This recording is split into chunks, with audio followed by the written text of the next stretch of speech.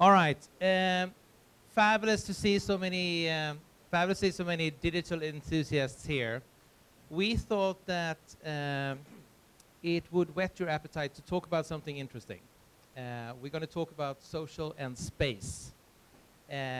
So we're going to have a little informal sort of fireside or like behind the tree chat. And we're going to open up for some questions. But before we do that, we wanted to get you in the mood. So you've been having some good drinks. But we thought to give you a little pre-taste of what could it be when you mix space and social. So we're going to play a little video for you. And it's also interesting that when you have the combined powers of NASA and Google, you have an Apple computer, and then you put the mic to get the speakers to work. So it's, but anyway, we'll see if we can get it work. So bear with us a little bit. And just angle it a little bit down, like towards the left. Like that? Okay. Fraser loves a rosette, so we always go to that when it's in view. I love science. I love communicating and exploring about space and astronomy. I want other people to enjoy this stuff as much as I do. My first instinct is always to set up the telescope and go, you look first. So when Google Plus came out, I thought, wouldn't it be cool if we could get a telescope streaming an image right into the Hangout? And Mike's got just this monstrous telescope that he's built himself. I hadn't even done a Hangout yet. I'm like, this actually sounds really intriguing, right? It's telescopes, it's computers. Let's figure this out, let's try it. He emailed me and he said, I think I've got it working. And he invited me into a Hangout, and there it was. You know, there was the moon. I was hanging out with the moon. That was when I knew we could do anything. You know, let's get more telescopes, let's get different points of view. Everyone, this is Umair. Hi, Umair. He's based in Pakistan, and then we've got Peter, who is in Australia. We're getting people from Mexico and South America and South Africa, and Malaysia. Hey, there's Pamela. Hey, Fraser. And now suddenly, there is a way, with almost no effort, we're able to bring all these people together and put on a show. Too close. Everyone good to go? Good to go. I'm gonna click on Start Broadcast. We're public in 3, 2, 1. Hi, everybody. Once again, we're gonna have our virtual star party. Working the telescopes tonight, we've got Stuart Foreman. He's the one showing the moon right now. We've got Gary Ganella. What's your view, Gary? The monkey head, it's in the upper part of Orion. That's really cool. If we were looking at this image in color, what we'd see is this is a beautiful red line. Yeah, it's beautiful. Well, I think everyone's ready but Mike. Here we go. And no pressure, Mike. Oh, I think I see something. Can you move it a little down, Mike? There it is. Oh, man. Look at that.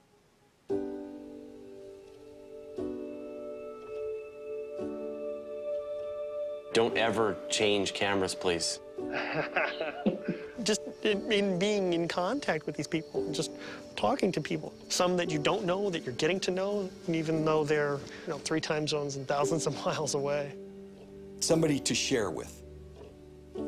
You know, it's nice when I look at my pictures and know I did it. It's wonderful, but to share it with somebody. Being able to look out into space gives us context for how we live in our day-to-day experience. It shows us that we're part of this bigger universe. All right, so Gary, you've got the rosette for me. I do. I mean, for us. I mean, for us, for everyone to see, not just me. Don't kid us. It's for you, Chris. It's for me, yeah. Now we have Saturn is green. You guys are just into tech. It's probably a year and a half or 2 years old on the International Space Station, and it's really seen as just something for psychological support for the crew members. It's not really seen as a practical thing. We're trying to change that. And so what that means is, we have a huge bandwidth coming down from the space station. It's mostly experiments and official public affairs stuff, and one teeny tiny little sliver of that is devoted to the crew to use for the internet. And so what that equates to is a very, very slow internet connection, very intermittent internet connection. It's like very slow dial-up. You can't do anything streaming, no video, no audio. And so it's not a technological problem again. It's just a matter of allocating the bandwidth.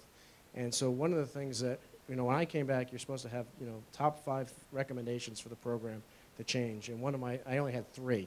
And one of the top 3 was that we need to elevate this out of just, you know, something nice for the crew to a true public outreach type of channel so that we can really interact with the public. Can I ask you, when it comes to social, one of the guys in the video here said is that you're like meeting new people, and I think what I found using social media is like I have Facebook, and you know I connect with people I know from the past, and you have Twitter, and you sort of broadcast your message to get your message across. And what I found on Google Plus is that you meet also like new people that you didn't know before who share your interests, like these space enthusiasts. Or have you had some experiences like that? Or? Yeah, exactly. I have the same exact experience. Here's Daria Musk right here, and Ram Musk. These are Google Plus friends of mine that share an interest in our planet and share an interest in telling the story. And you know, I think it really has changed. It enables people to interact with people they wouldn't interact with normally. And I don't just mean, you know, people that share your interests, but people from different parts of the world. And so it's obviously, I think I'm preaching to the choir here, it's making the world a much, much smaller place. And what really struck me was the comments I was getting from places like Syria and Iraq and places that I normally wouldn't never have the opportunity to interact with people that live there.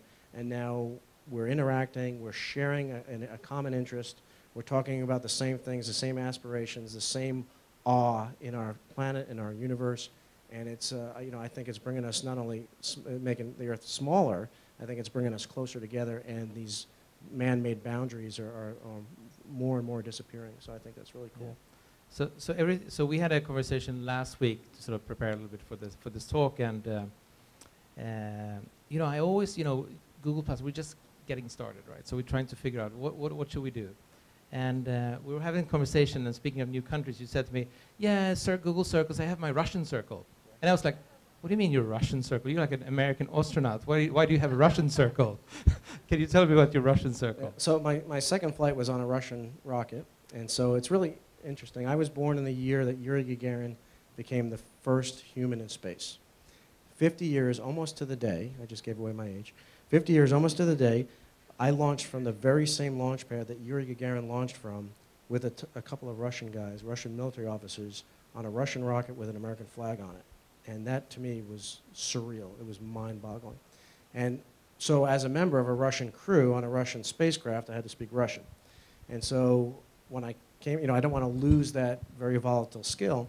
So what I did on Google Plus is I noticed that there was a lot of people following me that had Russian names, and it was in Cyrillic. So I started putting them in a circle called Russian. And, and then there's some other Google Plus users like National Geographic Russia, which obviously has a lot of Russian. So I just started circling Russian people. And then when I had Russian lessons, I would send out a note in Russian saying, I'm having a Google Plus Hangout, come speak Russian. And people would come in and we'd have, you know, conversations in Russian. And it was helping me to learn the language and to keep that skill. So, can I ask? So, getting connected with these communities, the guys we saw earlier with the virtual space party or star party, how did you get in? Did you get in contact with them, or? Yeah, I have been in groups in contact with groups like that through various hangouts.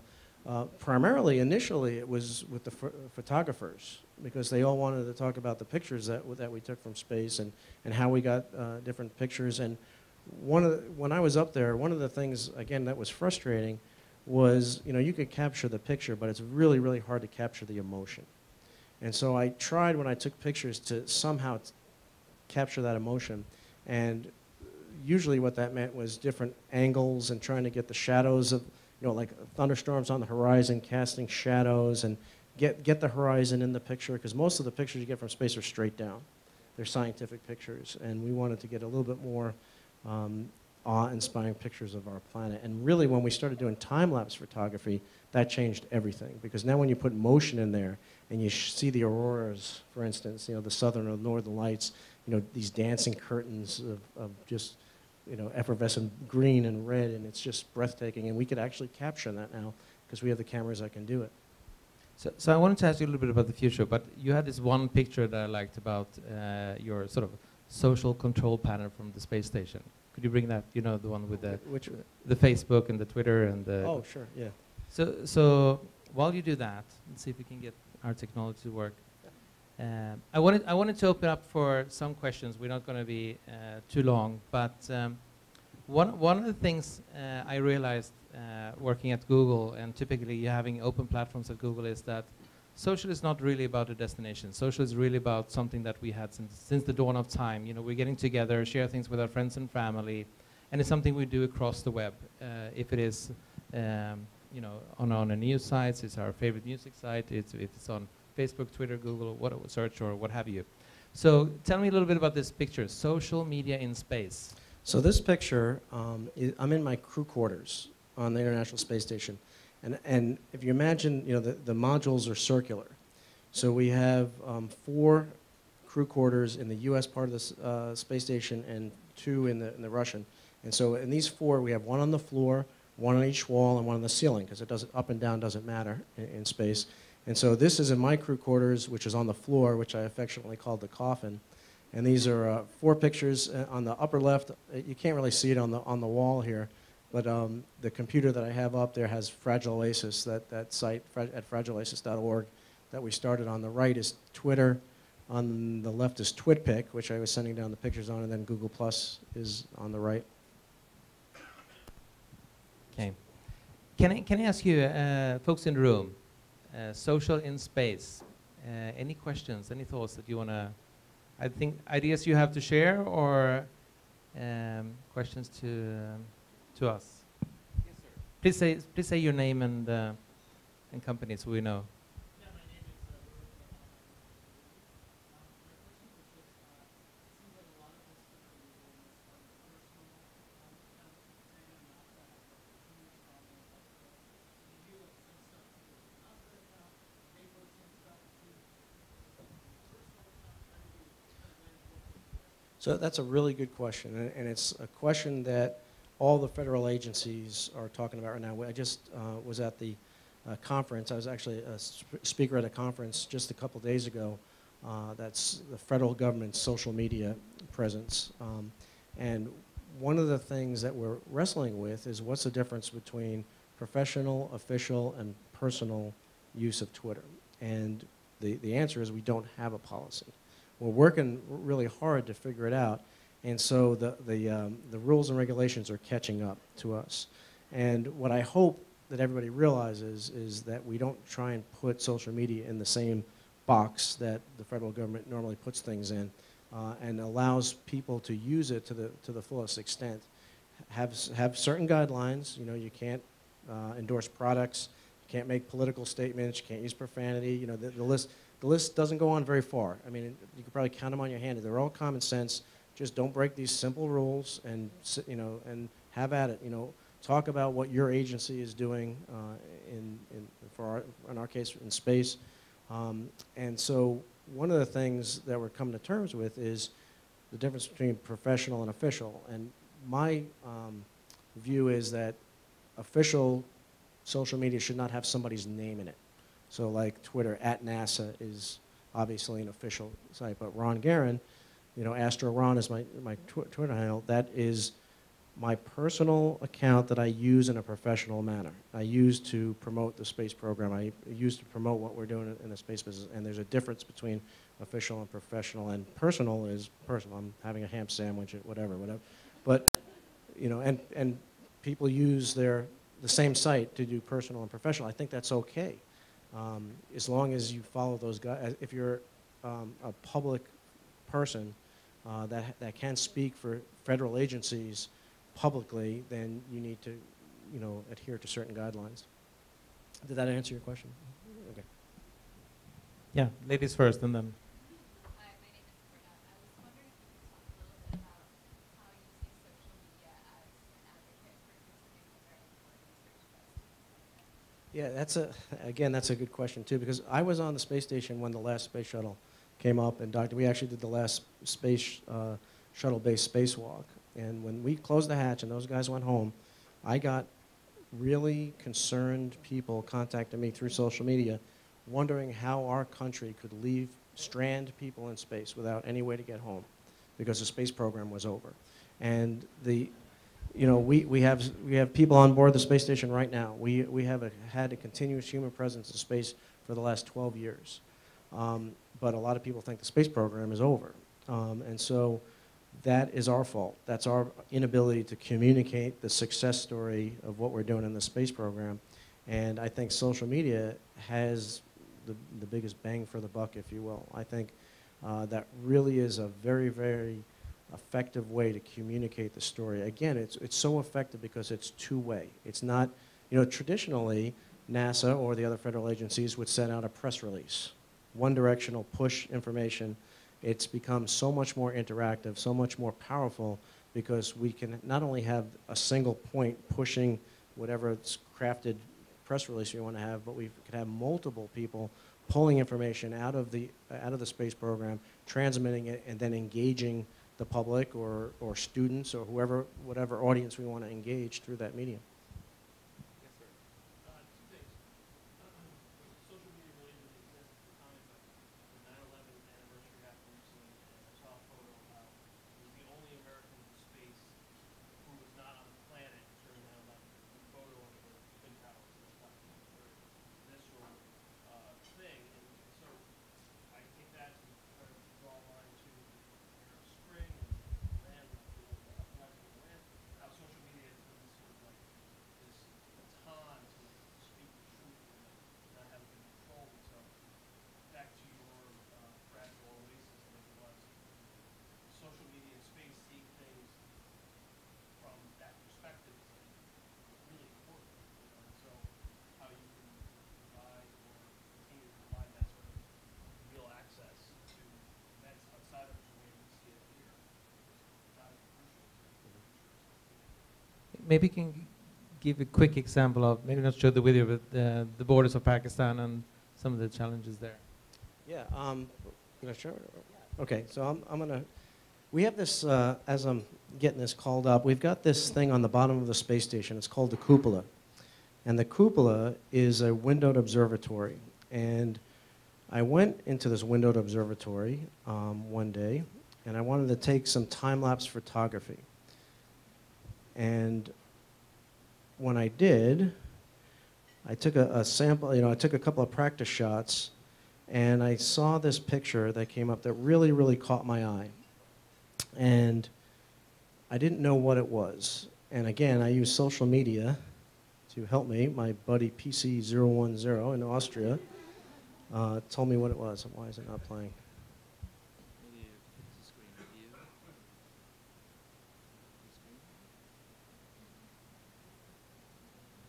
Okay. Sure. So this is a picture of me in the cupola, and it's pointing sideways, but it's actually pointing down at the Earth. And the sunset, and I was getting ready for these night shots, and we've got some time lapse we could show you if you want, but this is actually over Australia at this point. And I took this picture, and in this picture you see this illuminated line snaking across this large landmass for hundreds of miles. Initially, I wrote this off as like strange exposure of moonlight on a river. I didn't know what it was. But it turns out it's not a natural reflection at all. It turns out this is the man-made border between India and Pakistan, the illuminated border. And I was always one of these astronauts that said you can't see any borders from space. Apparently I was wrong. But this had a huge, huge impact on me. For the 50 years that we've been flying in space, astronauts and cosmonauts have commented on how beautiful, how fragile, how peaceful the Earth looks from space. And really, these are not cliches that astronauts say because it feels good. It truly is moving to look at the planet from space. And one of the things we're trying to get across with social media is this idea of the orbital perspective, this idea that we could look down and yeah, we see the man-made border between India and Pakistan, but the point is that we could look down at that same area and feel empathy for the struggles that all people face. We can look down from our orbital perspective and realize that each and every one of us is riding through the universe on this spaceship that we call Earth. And that's a really, really moving story that we never really could tell before. And I think that's something that social media has allowed us to do, and it's really changed everything on how we communicate. Okay, food is coming, so one final question. So we had a conversation, and I asked, technology is moving so quickly, and you know, with the speeds of processors and computing power, and you told me that, well, Ricard, you know, we're like 10 years behind because there's this extensive testing before things goes into space. But if you were to make a prediction on, you know, where are we if we have this dinner in 10 years' time, and you know, probably we're not going to sort of band-aid things together here, but what do you think is next? What is the next big thing that you think will happen if you just sort of dream a little bit? Well, I hope that if we have this dinner 10 years from now, that half the people in the room would have flown in space. So I hope that, you know, soon flying in space becomes as commonplace as riding on an airplane. I think we're getting there. So. All right. Thank you, guys, and please enjoy dinner. And this is some food for thought. Thanks.